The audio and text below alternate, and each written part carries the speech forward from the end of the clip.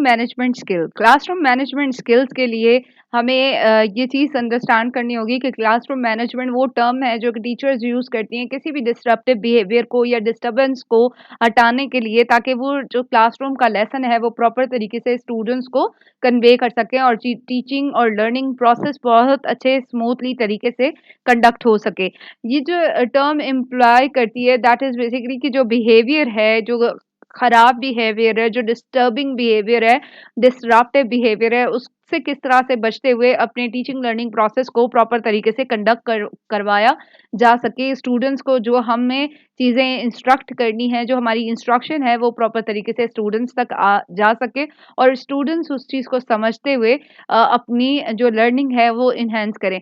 तो वो तभी पॉसिबल है जब आप किसी भी डिस्टरप्टिव बिहेवियर को इग्नोर करेंगे या ख़त्म करेंगे। इम्पॉर्टेंट कंपोनेंट कंसिडर किया जाता है इफेक्टिव टीचिंग के लिए। अगर हम इस चीज़ को देखें क्लासरूम स्ट्रैटेजीज में यूज़ करें, तो आपको सबसे पहले ये काम करना होगा बीइंग अ टीचर कि आपने क्लासरूम स्ट्रैटेजीज को लिख लेना है और लिख के आप किसी भी दीवार पे या किसी बोर्ड पे उसको प्रॉपर तरीके से मेंशन कर दें और मेंशन करने के साथ साथ उसमें कंसिस्टेंसी शो करनी है कि आप किस तरह से उसको फॉलो करते हैं।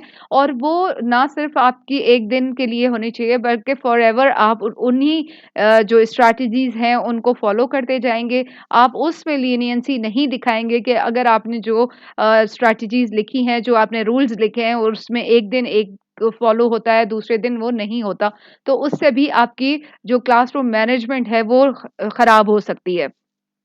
क्लासरूम मैनेजमेंट को अगर हम टीचिंग के पॉइंट ऑफ व्यू से देखें तो 1970s में ये एक बिल्कुल डिफरेंट और सेपरेट कंसिडर किया जाता था कि क्लासरूम इंस्ट्रक्शन अलग है और क्लासरूम मैनेजमेंट अलग है।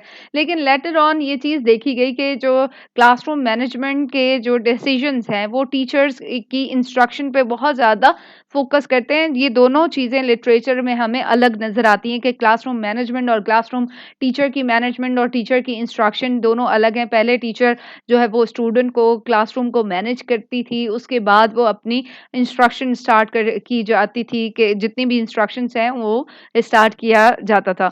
लेकिन लेटर ऑन ये देखा गया कि टीचर्स ही फैसिलिटेट करती हैं लर्निंग को भी एकेडमिक और सोशल टास्क को कंप्लीट करने में।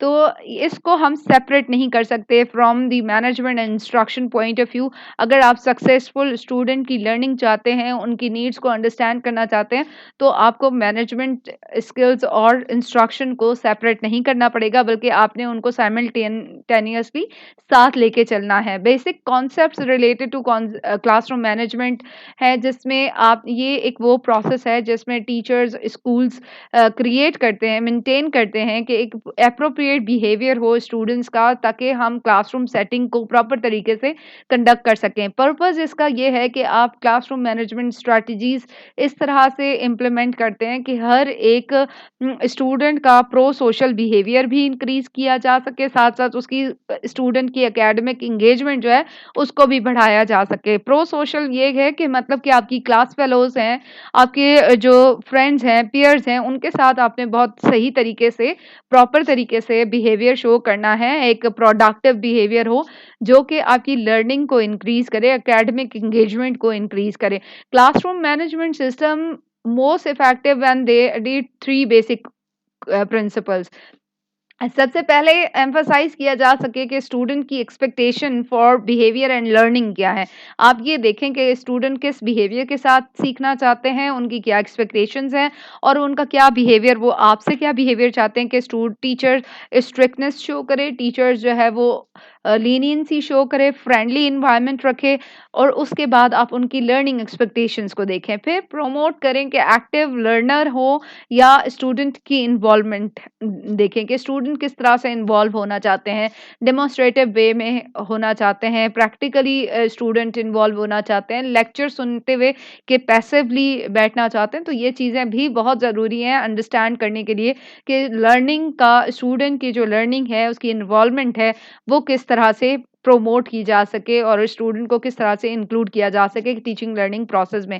Then you need to understand, you need to identify important student behaviours for success के हर एक स्टूडेंट के जो बिहेवियर्स हैं वो डिफरेंट है। कोई स्टूडेंट जो है वो पैसिवली बैठ के टीचर्स को सुन के सक्सेस हासिल करते हैं। कुछ स्टूडेंट्स जब तक क्वेश्चनिंग नहीं करते तो उनको चीज़ें समझ नहीं आती, तो ही वो प्रॉपर तरीके से उस लेसन को अंडरस्टैंड करते हैं।